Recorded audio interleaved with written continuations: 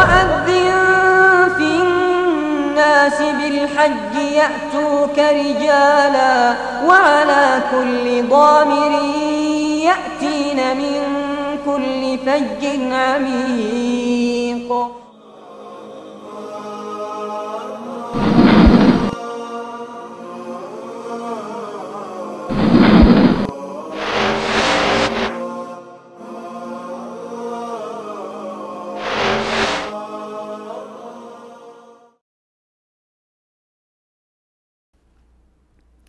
الحمد لله رب العالمين والصلاة والسلام على أشرف الأنبياء وسيد المرسلين نبينا وحبيبنا وقدوتنا وإمامنا محمد وعلى آله وصحبه أجمعين. أما بعد، اللهم علمنا ما ينفعنا وانفعنا بما علمتنا وزدنا علما نافعا وعملا صالحا يا رب العالمين. اللهم تقبل منا إنك أنت السميع العليم وتب علينا إنك أنت التواب الرحيم واغفر لنا إنك أنت الغفور الرحيم. ساری تعریفیں اللہ رب العالمین کے لیے ہیں اور مکمل ترین پورے طور پر درود و سلام اس کے رسول، اس کے حبیب، ہمارے امام، ہمارے سردار محمد صلی اللہ علیہ وسلم پر، آپ کے آل پر، آپ کے اصحاب پر، اور اس پر جس نے قیامت تک آپ کا راستہ اختیار کیا اور آپ کی ہدایت سے راہیاب ہوا. اور اللہ رب العزت سے دعا کرتا ہوں کہ ہمارا اور آپ سبھی کا انہی میں شمار ہو جنہوں نے آپ صلی اللہ علیہ وسلم کا راستہ اختیار کیا اور آپ کی ہدایت سے راہیاب ہوئے. آمین یا رب العالمین. واجب الاحترام بھائیوں، معزز ساتھیوں اور ہماری ماؤں اور بہنوں، حجاج بیت اللہ الحرام، کچھ حجاج بیت اللہ الحرام سے کچھ ایسی غلطیاں ہوتی ہیں جو بہت سے لوگ اس کو صحیح سمجھتے ہیں. اسی لیے یہاں میں ان غلطیوں کو یا ان غلطیوں کا تذکرہ کر رہا ہوں تاکہ ہمیں یہ غلطی واضح ہو جائے، پھر ہم اس سے اجتناب کریں اور اس سے دور رہیں. اور اس لیے کہ سابقہ دروس میں عمرہ اور حج کی صفتیں کچھ تفصیل کے ساتھ بیان کر دی گئی ہیں، تو یہاں اختصار کے ساتھ ان غلطیوں کی طرف اشارہ کروں گا اور مزید تفصیل کے لیے آپ سابقہ دروس کی طرف پلٹیں اور اس کو دوبارہ سنیں. ان غلطیوں میں سے ہم شروع سے لیتے ہیں، احرام سے ذکر کرتے ہیں. تو احرام کے متعلق پہلی غلطی یہ ہے کہ کچھ حجاج بیت اللہ الحرام یا کچھ ایسے ہی معتمرین میقات، مواقیت کو کراس کرتے ہیں اور وہاں احرام نہیں باندھتے ہیں یا اس سے پہلے احرام نہیں باندھتے ہیں، اندر چلے جاتے ہیں مکہ کے قریب یا مکہ میں پھر احرام باندھتے ہیں. ایسی صورت میں یا تو وہ دوبارہ میقات آئیں وہاں سے احرام باندھیں، یا تو پھر جہاں کہیں اندر ہے مواقیت وہاں سے احرام باندھ کے آگے نکل رہے ہیں تو ان پر ایک دم واجب ہوگا، یعنی ایک بکرا ذبح کرنا ہوگا حدود حرم میں اور ایسے ہی پھر فقراء حرم میں تقسیم کرنا ہوگا. دوسری غلطی یہ ہے، ہمارے کچھ بھائی، کچھ معتمرین، کچھ حجاج بیت اللہ الحرام سمجھتے ہیں کہ احرام کا معنی مطلب یہ ہے احرام کا کپڑا پہننا. بھائیو، احرام سے مراد نیت ہے یا حج یا عمرہ کے نسک میں داخل ہونے کی نیت کو کہا جاتا ہے. اسی لیے آپ دیکھتے ہوں گے، خود آپ نے ایسا کیا ہوگا کہ ہوائی جہاز پر بیٹھنے سے پہلے آپ نے احرام کا کپڑا پہن لیا اور پھر ہوائی جہاز میں بیٹھ گئے. صرف کپڑا پہننے سے تھوڑی آپ اپنے آپ کو شامل کر رہے ہیں کہ ہم احرام میں داخل ہو گئے یا عمرہ یا حج میں داخل ہو گئے، بلکہ پھر آپ میقات سے پہلے نیت کرتے ہیں. تو کپڑا پہننے سے تھوڑی احرام آپ نے کیا یا سمجھیے آپ داخل ہو گئے اس نسک میں. اور ایسے ہی ممکن ہے کہ آدمی میقات پر یا میقات سے پہلے اپنے عام کپڑے میں نیت کر لے حج یا عمرہ کا، اور وہ احرام کا کپڑا نہ پہنے تو اس کا یہ احرام تو صحیح ہے، عمرہ یا حج صحیح ہے، لیکن اس پر فدیہ واجب ہوگا جس کی الگ تفصیل ہے. 6 دن روزہ رکھے یا 3 دن روزہ رکھے یا 6 مسکینوں کو کھانا کھلائے یا ایک بکرا ذبح کرے. تیسری غلطی یہ ہے، ہمارے کچھ بھائی یہ سمجھتے ہیں کہ احرام سے پہلے 2 رکعت نماز پڑھنا یہ احرام کے شروط میں سے ہے، یعنی اس کے بغیر یہ احرام ان کا پورا نہیں ہوگا. یا ایسے ہی اسی سے متصل ہوئی ایک بات یہ ہے، کچھ لوگ سمجھتے ہیں کہ احرام سے پہلے یہ 2 رکعت نماز پڑھنا یہ ایک خاص ہے احرام کے لیے، یعنی سمجھتے ہیں کہ احرام کے لیے 2 مخصوص رکعتیں ہیں. جبکہ صحیح مسئلہ یہ ہے احرام کے لیے کوئی خاص 2 رکعتیں نہیں ہیں، لیکن افضل اور بہتر یہ ہے کہ اگر فرض نماز تھا، فرض نماز کے بعد آدمی احرام باندھے اور ایسے اس نسک میں داخل ہو، اور اگر فرض نماز نہیں ہے تو کوئی اگر مسنون نمازیں یا ایسے ہی وضو کی نیت کر لے پھر داخل ہو جائے۔ المہم احرام کے لیے 2 رکعت یعنی خاص ہے یا احرام کے لیے شرط ہے، اس پر بھائیوں اور بہنوں کوئی صحیح یا صریح دلیل نہیں ہے۔ چوتھی غلطی یہ ہے کہ ہمارے کچھ بھائی یہ سمجھتے ہیں کہ حج یا عمرہ کے لیے میقات پر پہنچ کر یا اس نسک میں داخل ہونے سے پہلے غسل اور وضو کا ہونا ضروری ہے، لازمی ہے، شرط ہے۔ نہیں، ایسا نہیں، آپ بغیر وضو اور بغیر غسل کیے ہوئے بھی آپ اس نسک میں داخل ہو سکتے ہیں، نیت کر لیتے ہیں، لیکن طبعاً واضح رہے کہ یہ سنت ہے، بہتر ہے۔ 5ویں غلطی یہ ہے، ہمارے کچھ بھائی سمجھتے ہیں کہ جب بھی میقات سے گزریں تو واجب ہے وہ احرام باندھے، یعنی کچھ ہمارے بھائی کسی کام کے لیے مکہ جا رہے ہیں، کچھ حاجیوں کی زیارت کے لیے بس، یا کچھ لوگوں سے ملنے کے لیے یا تجارت کی غرض سے، تو سمجھتے ہیں نہیں میقات سے گزر رہے تو واجب ہے احرام باندھیں۔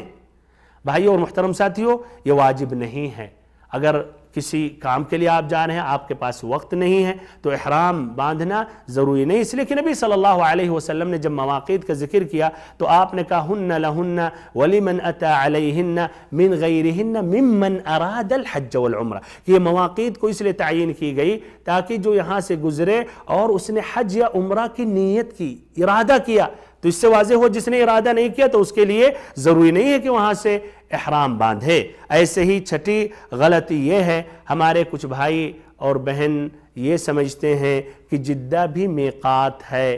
تو وہ اپنا میقات چھوڑ دیتے ہیں اور پھر جدہ پہنچتے ہیں، وہاں سے پھر احرام باندھتے ہیں۔ ایسی صورت میں ان پر دم واجب ہے، یا تو پھر وہ میقات واپس آ جائیں۔ 7ویں غلطی یہ ہے،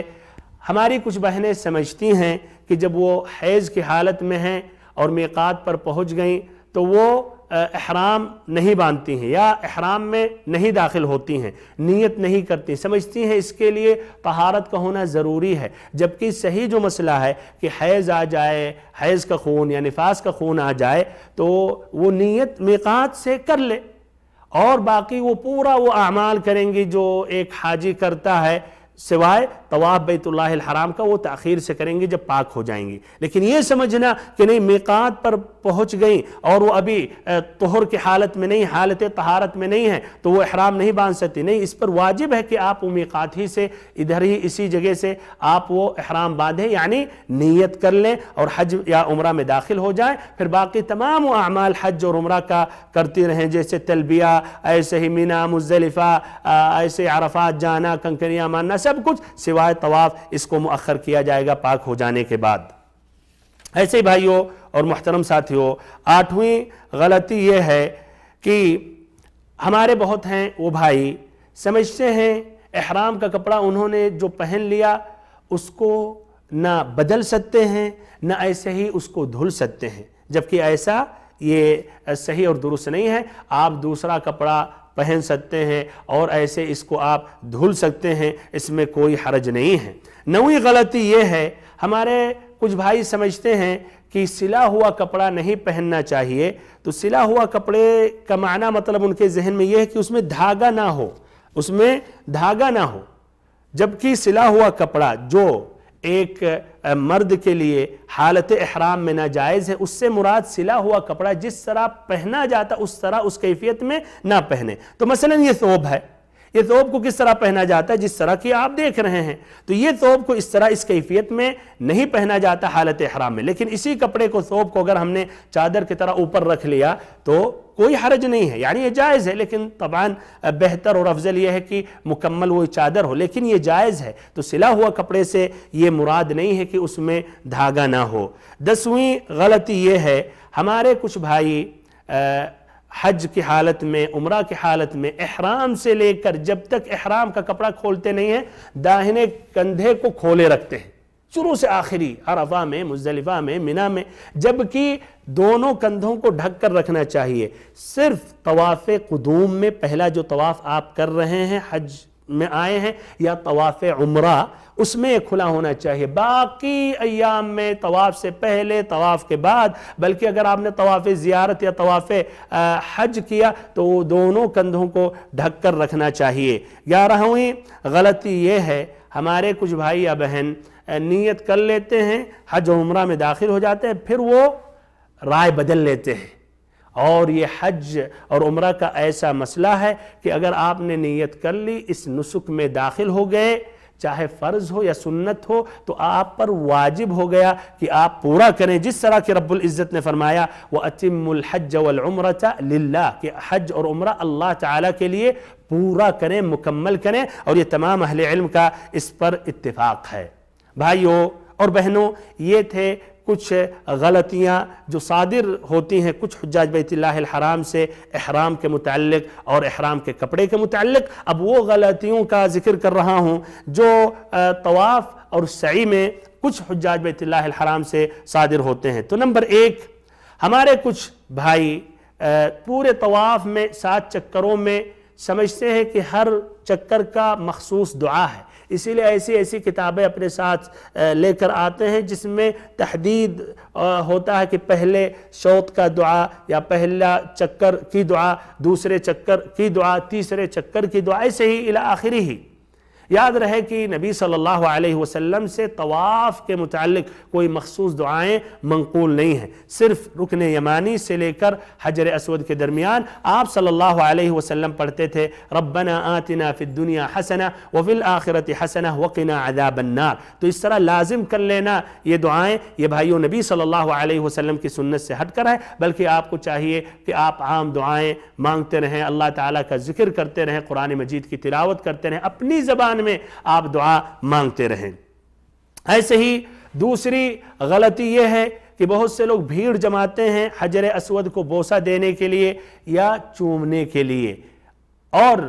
یہ سابقہ دروس میں نے ذکر کیا، ابن عباس رضی اللہ عنہما نے کہا اذا رأيت زحاما على الحجر او على الرکن فلا تؤذی ولا تؤذى کہ اگر حجر اسود کے پاس بھیڑ پاؤ تو نہ کسی کو تکلیف دو، نہ اپنے اوپر تکلیف لاحق کرو، اپنے اوپر تکلیف لاؤ۔ تو اس طرح بھیڑ جمانا بلکہ اس سے بھی زیادہ دھکا دینا اور جھگڑنا لڑنا یہ صحیح اور درست نہیں ہے، بلکہ بھیڑ ہے تو آپ کو چھوڑ دینا چاہیے اور وہاں سے اللہ اکبر کہہ کے آگے گزر جانا چاہیے۔ ایسے ہی تیسری غلطی یہ ہے طواف میں جو کچھ حجاج بیت اللہ الحرام یا معتمرین سے صادر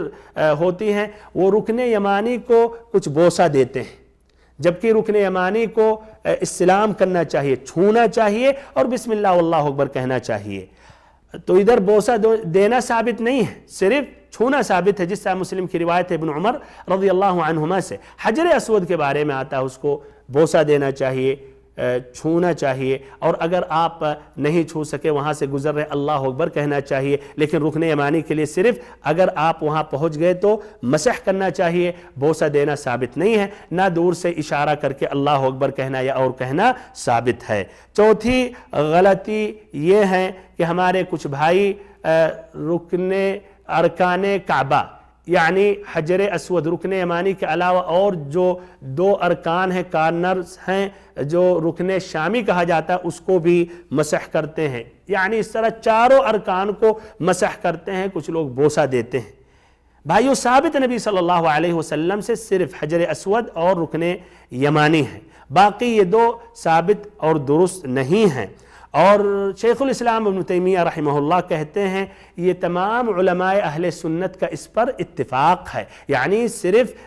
حجر اسود اور رکن یمانی کو چھوا جائے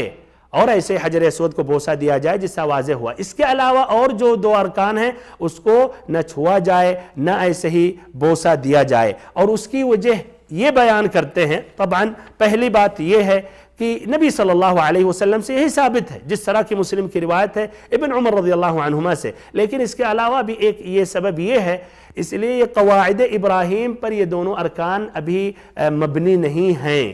بلکہ یہ قریش نے یہیں تک سمجھیے انہوں نے کعبہ کی تعمیر مکمل کر دی، اور جو باقی جو حصہ ہے کعبہ کا ادھر انہوں نے چھوٹی سے دیوار قائم کر دی، تو اس لیے کہ وہ حصہ نہیں ہے کعبہ کا، تو یہ بھی ایک دوسری دلیل ہے جس کی وجہ سے ہم اس کا استلام نہیں کرتے ہیں یا چھوتے نہیں ہیں۔ شافعی رحمہ اللہ کا نہایت ہی پیارا قول ادھر منقول ہے، کہتے ہیں وَلَمْ يَدَعْ أَحَدٌ اسْتِلَامَهُمَا هجرة لبيت الله وإنما استلم ما استلم رسول الله صلى الله عليه وسلم وأمسك عما أمسك رسول الله صلى الله عليه وسلم، کہ اس لیے نہیں کہ وہ دونوں ارکان کو چھو نہیں رہے ہیں، مسح نہیں کر رہے ہیں یا بوسہ نہیں دے رہے ہیں، اس لیے ان کے دل میں اللہ تعالیٰ کے گھر کے لیے ایک نفرت ہے یا دوری ہے، نہیں، ہرگز نہیں، بلکہ اس لیے یہ وہ چھوتے ہیں جو نبی صلی اللہ علیہ وسلم نے چھوا اور اس کو چھوڑ دیتے ہیں جو نبی صلی اللہ علیہ وسلم نے چھوڑا۔ اللہ اکبر، یہ کتنی اچھی اور کتنی پیاری بات ہے، کاش ہم بھی اس کو سمجھتے، اگر یہ سمجھ لیتے تو حقیقت میں ہم نبی صلی اللہ علیہ وسلم سے سچی محبت کرتے، من مانی اپنے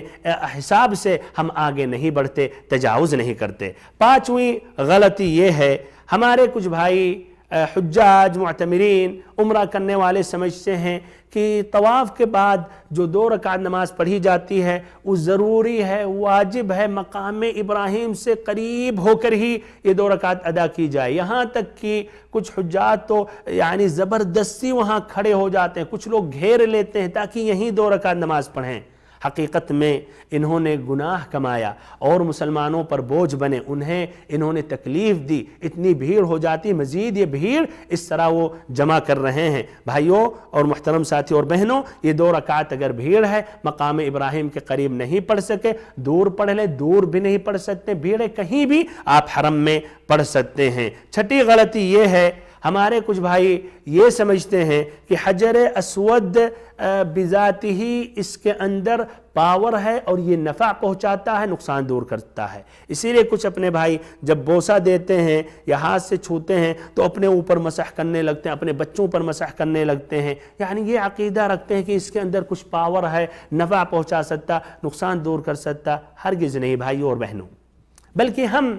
بوسہ دیتے ہیں، چھوتے ہیں، اس لیے نبی صلی اللہ علیہ وسلم نے ایسا کیا۔ صحیح امام بخاری امام مسلم کی روایت ہے، حضرت عمر فاروق رضی اللہ عنہ سے یہ جب بوسہ دیتے تھے تو کیا کہتے تھے؟ واللہ انی لأعلم انک حجر لا تضر ولا تنفع، رب العزت کی قسم میں جانتا ہوں تو ایک پتھر ہے، نہ نفع پہنچا سکتا نہ نقصان دور کر سکتا، اور اگر ولولا انی رأیت رسول اللہ صلی اللہ علیہ وسلم یقبلک ما قبلتک، اور اگر میں نبی صلی اللہ علیہ وسلم کو تجھے چومتے ہوئے نہیں دیکھتا تو تجھے ہرگز نہیں چومتا۔ ایسے ہی 7ویں غلطی یہ ہے، کعبہ کے دیوار کے اوپر سے جب پانی گرتا ہے بارش کا تو کچھ لوگ تبرکن اس کے نیچے کھڑے ہو جاتے ہیں اور سمجھتے ہیں وہ پانی مبارک ہے اور اس سے ان کو برکت حاصل ہوگی۔ یہ بھائیوں یہ بھی ثابت نہیں ہے، درست نہیں ہے، اور ایسا کرنا بھی یہ جائز نہیں ہے۔ 8ویں غلطی یہ ہے، کچھ حجاج بیت اللہ الحرام خود طواف الوداع نہیں کرتے ہیں، دوسرے کو وکیل بنا دیتے ہیں اپنا، کہتے ہیں ہماری طرف سے طواف الوداع کر لینا، اور پھر وہ اپنے ملک یا اپنے شہر روانہ ہو جاتے ہیں۔ 9ویں غلطی یہ ہے، کچھ حجاج یا کچھ معتمرین صفا اور مروہ کے درمیان جو 7 چکر لگانا چاہیے وہ 14 چکر لگاتے ہیں۔ اس کی وجہ یہ ہے کہ صفا سے مروہ پہنچتے ہیں، پھر مروہ سے صفا، اس کو ایک جوڑتے ہیں، جبکہ حقیقت میں یہ 2 ہو گیا۔ صفا سے شروع کیا جائے گا اور مروہ پر 7 مکمل ہو جائے گا، اور وہ جو 14 کر رہے ہیں حقیقت میں یہ جہالت میں کر رہے ہیں اور یہ صحیح اور درست نہیں ہے۔ ایسے ہی 10ویں غلطی یہ ہے، کچھ ہمارے بھائی سعی کرنے کے بعد صفا اور مروہ میں 7 مرتبہ دوڑ لگانے کے بعد 2 رکعت نماز پڑھتے ہیں، کہتے ہیں جس طرح کی طواف کے بعد 2 رکعت ہے تو کہتے ہیں سعی کے بعد، جبکہ سعی کے بعد 2 رکعت ثابت اور درست نہیں ہے۔ بھائیوں اور محترم ساتھیوں اور بہنوں، اس کے بعد اب میں عرفہ کے دن میں جو کچھ غلطیاں واقع ہوتی ہیں کچھ حجاج بیت اللہ الحرام سے، اس کا میں ذکر کر رہا ہوں۔ تو نمبر 1، ہمارے کچھ بھائی عرفہ کے میدان میں حالت حج میں عرفہ کے دن روزہ رکھتے ہیں، جبکہ واضح ہو چکا کہ نبی صلی اللہ علیہ وسلم سے ثابت یہ ہے عرفہ کے دن آپ حالت افطار میں یعنی روزے کی حالت میں آپ نہیں تھے، اور یہی صحابہ کرام اور سلف صالحین کی یہ سنت ہے۔ ایسے ہی دوسری غلطی یہ ہے، کچھ حجاج بیت اللہ الحرام غروب آفتاب سے پہلے عرفہ سے نکل جاتے ہیں، عرفہ کو چھوڑ دیتے ہیں، جبکہ انہیں غروب آفتاب تک ٹھہرنا چاہیے۔ تیسری غلطی یہ ہے کچھ حجاج بیت اللہ الحرام عرفہ سے پہلے بطن عرنہ ہی میں ٹھہرے رہتے ہیں، اور کچھ ایسے ہی مسجد کا جو اگلا حصہ ہے وہ عرفہ کے باہر ہے، وہ اسی میں سمجھیے ٹھہرے ہوتے ہیں۔ خیال کرنا چاہیے کہ آپ حدود عرفہ میں ہیں، اور اگر ایک لمحے کے لیے بھی کوئی عرفہ میں نہیں ٹھہرا، وقت ختم ہو گیا، تو اس کا حج صحیح اور مقبول نہیں ہے۔ ایسے ہی چوتھی غلطی یہ ہے، ہمارے کچھ بھائی کچھ حجاج بیت اللہ الحرام سمجھتے ہیں کہ 9 ذی الحجہ کا اگر سورج ڈوب گیا تو حج کا وقت ختم ہو گیا، اور ایسے ہی عرفہ کا ٹائم ختم ہو گیا، جبکہ یہ بھی بات واضح ہو چکی کہ عرفہ کا ٹائم فجر یوم النحر تک ہے، یعنی 10 ذی الحجہ کے فجر تک۔ تو دن میں جو نہیں ٹھہرا، رات میں بھی اگر جا کر ٹھہر گیا تو حقیقت میں وہ یہ رکن کو پا گیا، اور اس طرح اس کا حج صحیح ہے۔ پانچویں غلطی یہ ہے کہ کچھ حجاج بیت اللہ الحرام میدان عرفہ میں قبلہ کا رخ کرنے کے بجائے وہ جبل رحمہ کا رخ کرتے ہیں، جبکہ واجب یہ ہے یا بہتر یہ ہے کہ ہم قبلہ کا رخ کریں، پہاڑ چاہے وہ درمیان میں آئے یا دائیں یا بائیں یا پیچھے۔ چھٹی غلطی یہ ہے، اور یہ بہت مہم بات ہے، لوگوں کے نزدیک یہ بات مشہور ہو چکی ہے کہ اگر عرفہ کا دن جمعہ کا دن پڑ گیا تو آج کا حج یا اس سال کا حج 72 حج کے برابر مانا جائے گا، اور 72 حج کا ثواب اللہ تعالیٰ عطا کرے گا، اور اس کو کہتے ہیں حج اکبری۔ بھائی اور محترم ساتھیوں اور بہنوں، پہلی بات کہ اگر عرفہ کا دن جمعہ کے دن پڑ گیا تو لا شک یہ اس کی ایک امتیاز ہے، اور اس طرح یہ بہتر اور افضل ہے اور دنوں کی بنسبت کہ اگر عرفہ کے دن مثلا جمعہ کے علاوہ دن میں آئے۔ یہ بات بالکل واضح ہے۔ اس کی دلیل مسلم کی روایت ابو ہریرہ رضی اللہ عنہ سے آپ صلی اللہ علیہ وسلم نے فرمایا، یعنی جمعہ کی فضیلت کے متعلق، خیر یوم طلعت علیہ الشمس یوم الجمعہ وفیہ خلق آدم وادخل الجنہ واخرج من الجنہ ولا تقوم الساعہ الا فی یوم الجمعہ، کہ سب سے بہتر اور افضل دن وہ جمعہ کا دن ہے، جمعہ کا دن ہے۔ اللہ تعالیٰ نے اسی دن آدم علیہ السلام کو پیدا کیا، اسی دن جنت میں داخل ہوئے، اسی دن جنت سے خارج کیے گئے، اور قیامت جمعہ ہی کے دن قائم ہوگی۔ تو بھائیوں اور محترم ساتھیوں اور بہنوں، لا شک جمعہ کی فضیلت ہے، تو عرفہ کے دن بھی اگر آ گیا تو یہ نور علی نور، یہ زیادہ بہتر اور افضل ہے، اور دعا کی مزید اس طرح اہمیت بڑھ جائے گی عرفہ کی وجہ سے، اور ایسے ہی جمعہ کی وجہ سے، خاصتاً غروب آفتاب سے پہلے۔ لیکن اب رہا سوال، کیا 72 حج کے برابر اللہ ثواب عطا کرے گا، یا 72 حج کے برابر شامل ہوگا، اس کا شمار ہوگا؟ تو اس پر کوئی دلیل نہیں ہے، اور کسی اہل علم نے ایسا نہیں کہا۔ ساتویں غلطی، اب یہ مزدلفہ کا میں ذکر کر رہا ہوں عرفہ کے بعد، تو اس طرح پہلی غلطی مزدلفہ کی جو کچھ حجاج بیت اللہ الحرام سے صادر ہوتے ہیں، تو نمبر 1، ہمارے کچھ بھائی میدان مزدلفہ میں نہیں ٹھہرتے ہیں، بلکہ اس سے پہلے نمرہ ہی میں رات گزار دیتے ہیں، اور اس طرح انہوں نے اس واجب کو ادا نہیں کیا، اور ان پر ایک دم واجب ہوگا۔ ایسے ہی دوسری غلطی یہ ہے، ہمارے کچھ بھائی جلد بازی کرتے ہیں، مزدلفہ میں پہنچے اور پہنچنے کے بعد آدھی رات سے پہلے بغیر عذر، بغیر کوئی سبب، وہ مزدلفہ کو چھوڑ دیتے ہیں اور مزدلفہ سے نکل جاتے ہیں۔ بھائی اور محترم ساتھیوں، اس کے بعد رمی کنکریاں مارنے کے متعلق اور ایسے ہی ایام منی میں جو کنکریاں مارتے ہیں اس کی غلطیوں کا میں ذکر کر رہا ہوں۔ تو نمبر 1، ہمارے کچھ بھائی پوری کنکریاں مزدلفہ سے جمع کرتے ہیں، اور جمع کرنے میں اس قدر مشغول ہو جاتے ہیں کہ مغرب اور عشاء کی نماز کو تأخیر کر دیتے ہیں۔ ایسے ہی دوسری غلطی یہ ہے، ہمارے کچھ بھائی پوری کنکریاں جن کی تعداد 70 ہے مزدلفہ ہی سے جمع کرتے ہیں اور سمجھتے ہیں یہ بہتر ہے اور یہ افضل ہے، جبکہ نبی صلی اللہ علیہ وسلم سے ثابت نہیں ہے کہ آپ نے مزدلفہ سے کنکریاں جمع کی، بلکہ جب 10 ذی الحجہ کو، یوم النحر کو، جب آپ منی کی طرف جا رہے تھے، منی میں داخل ہو رہے تھے، تب آپ نے کنکریاں جمع کی۔ ایسے ہی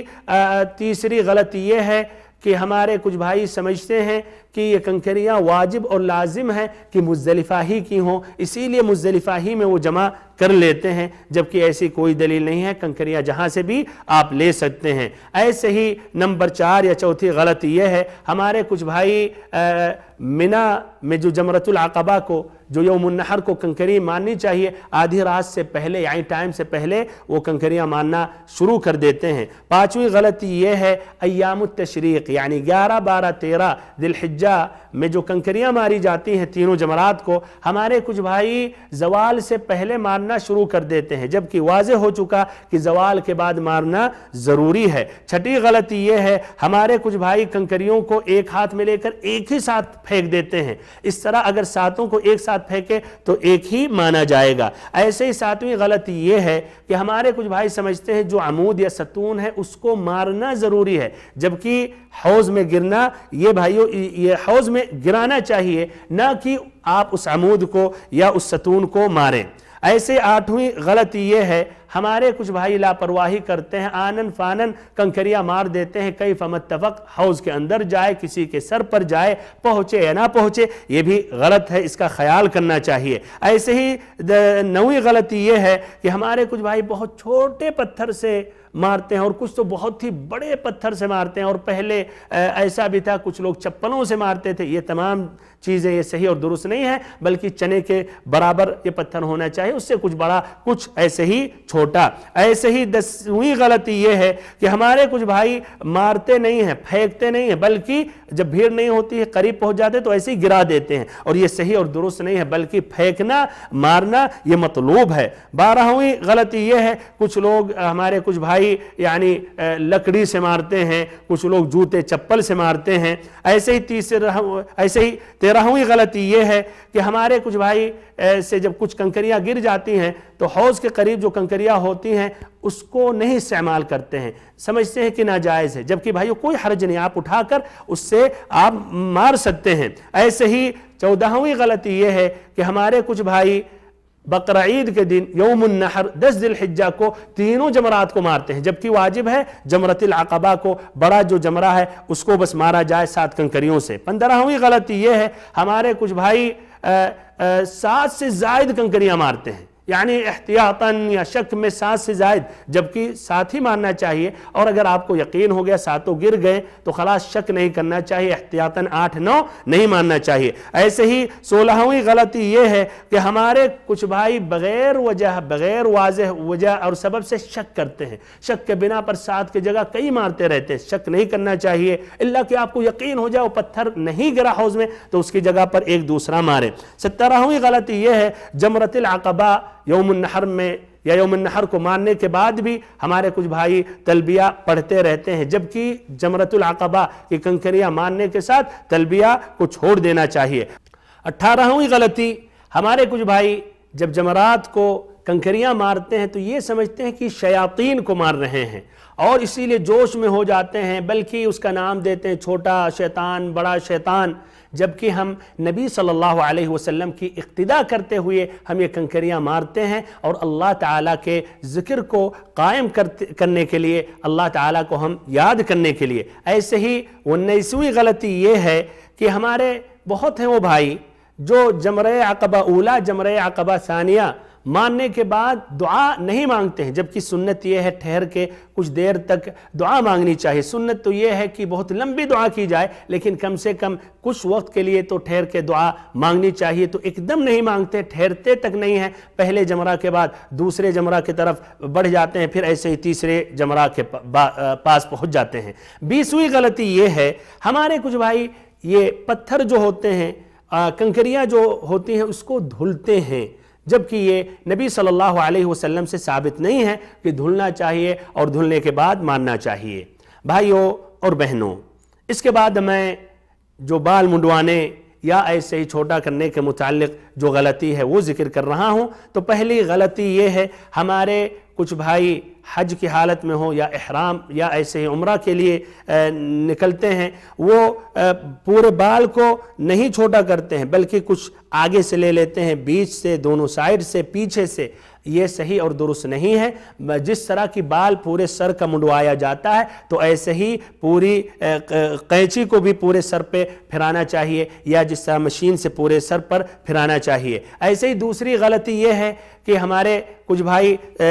کچھ حصہ چھلاتے ہیں یا کافی چھوٹا کرتے ہیں، باقی حصے کو چھوڑ دیتے ہیں، یہ بھی صحیح اور درست نہیں ہے۔ تیسری غلطی یہ ہے کہ ہمارے کچھ بھائی یہ سمجھتے ہیں کہ بال منڈوانے کے وقت یا ایسے ہی چھوٹا کروانے کے وقت قبلہ کی طرف ان کا رخ ہونا چاہیے، اس کو بہتر سمجھتے ہیں یا افضل سمجھتے ہیں، اس پر بھی کوئی دلیل نہیں ہے۔ بھائیوں اور محترم ساتھیوں، اس کے بعد میں ذکر کر رہا ہوں الوداع کے متعلق، اور طواف وداع، طواف افاضہ، ان میں جو غلطیاں ہوتی ہیں۔ تو پہلی غلطی یہ ہے کہ ہمارے کچھ بھائی سمجھتے ہیں طواف افاضہ یا طواف حج یا طواف زیارت یہ واجب ہے، لازم ہے، 10 ذی الحجہ ہی کو ادا کیا جائے، جبکہ بھائیوں اور بہنوں یہ آپ اس کو تاخیر کر سکتے ہیں۔ ایسے ہی ہمارے کچھ بھائی سمجھتے ہیں طواف زیارت کو طواف وداع کے ساتھ مؤخر نہیں کر سکتے، جبکہ یہ جائز اور درست ہے۔ تو اگر آپ نے 10 ذی الحجہ کو طواف زیارت آپ نے نہیں کیا، اور 13 ذی الحجہ کو یا 14 ذی الحجہ یا 15 ذی الحجہ کو آپ نکل رہے ہیں، تو طواف وداع کی جگہ پر طواف زیارت کی اگر آپ نے نیت کر لی، طواف زیارت کی آپ نے نیت کر لی، یا دونوں کی نیت آپ نے کر لی، طواف زیارت اور طواف وداع، تو آپ کا اس طرح یہ طواف زیارت بھی ہو گیا اور ایسے طواف وداع بھی ہو گیا، اور اس میں کوئی حرج اور کوئی اس میں اشکال نہیں ہے۔ دوسری غلطی یہ ہے کہ جو حج قران کرتے ہیں یا حج افراد کرتے ہیں، سمجھتے ہیں ان پر 2 سعی واجب ہے، جبکہ واضح ہو چکا ان پر ایک ہی سعی واجب ہے۔ یا تو شروع میں حج سے پہلے طواف قدوم کے بعد جو انہوں نے سعی کر لی اسی پر اکتفا کریں، یا اگر انہوں نے شروع میں نہیں سعی کی تو وہ پھر حج کے ایام میں یعنی 10 ذی الحجہ کو طواف زیارت کے بعد سعی کر لیں، اور اس کو مؤخر بھی کر سکتے ہیں۔ تیسری غلطی یہ ہے ہمارے کچھ بھائی جو 12 ذی الحجہ کو منی سے نکلنا چاہتے ہیں اور وہ حج مکمل کر کے اپنے گھر واپس ہونا چاہتے ہیں، تو وہ کیا کرتے ہیں، کہتے ہیں کہ آج کی کنکری زوال کے بعد ماننی ہے، تو وہ پہلے آ جاتے ہیں، صبح کو طواف وداع کر لیتے ہیں، پھر منی جاتے ہیں، اور وہ پھر ایسے تینوں جمرات کو ساتھ ساتھ کنکریاں مارتے ہیں، پھر وہاں سے اپنے ملک یا اپنے شہر چلے جاتے ہیں۔ یہ بھائیو صحیح اور درست نہیں ہے۔ اس لیے جو حکم دیا گیا کہ ہمارا آخری عمل جو ہو وہ بیت اللہ الحرام کا طواف ہو، تو ایسی حالت میں ان کا آخری عمل کیا رہا؟ یہ رمی الجمار رہا۔ تو ایسی حالت میں، ایسی صورت میں یہ صحیح اور درست نہیں ہے۔ ایسے ہی چوتھی غلطی یہ ہے کہ ہمارے بہت سے بھائی طواف الوداع کیے بغیر چلے جاتے ہیں، مکہ کو چھوڑ دیتے ہیں اور اپنے شہر پہنچ جاتے ہیں۔ ایسی حالت میں اگر طواف الوداع نہیں کیا تو ایسے آدمی پر وہ دم واجب ہے۔ پانچویں غلطی یہ ہے ہمارے کچھ بھائی سمجھتے ہیں کہ جدہ والوں پر طواف الوداع واجب نہیں ہے، جبکہ جدہ والوں پر بھی طواف الوداع واجب ہے۔ کن پر طواف الوداع واجب نہیں ہے؟ حائضہ عورت، ایسے ہی نفاس میں اگر آ گئیں، یا ایسے ہی اہل مکہ جو مکہ میں ٹھہرے ہیں، یا ایسے ہی جو مکہ میں ٹھہرنے کا انہوں نے ارادہ کیا، ان کے علاوہ اور لوگوں پر طواف الوداع واجب ہے۔ ایسے ہی چھٹی غلطی یہ ہے طواف الوداع کے بعد ہمارے کچھ بھائی سمجھتے ہیں کہ کوئی چیز نہیں خرید سکتے ہیں،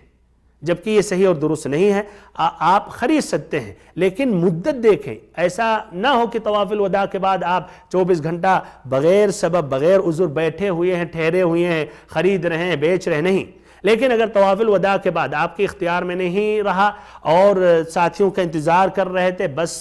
کی دیری کی وجہ سے آپ کچھ زیادہ ٹھہرے رہے، تو کوئی حرج نہیں ہے۔ اور ایسے ہی اس درمیان اگر آپ خرید رہے ہیں تو اس میں بھی کوئی حرج اور اشکال نہیں ہے، یہ جائز ہے۔ یہ چند اہم غلطیاں تھیں جو کچھ حجاج بیت اللہ الحرام اور ایسے ہی کچھ معتمرین سے واقع ہوتے ہیں۔ اللہ تعالیٰ سے ہم دعا کرتے ہیں کہ اللہ تعالیٰ ہم سبھی کو دین کا صحیح سمجھ عطا کرے، اللہ تعالیٰ سبھی کا حج قبول فرمائے اور سبھی کا عمرہ اللہ تعالیٰ قبول فرمائے، آمین یا رب العالمین۔ وآخر دعوانا ان الحمد للہ رب العالمین، وصلی اللہم وسلم مبارک ونعم علی عبدک ورسولک محمد۔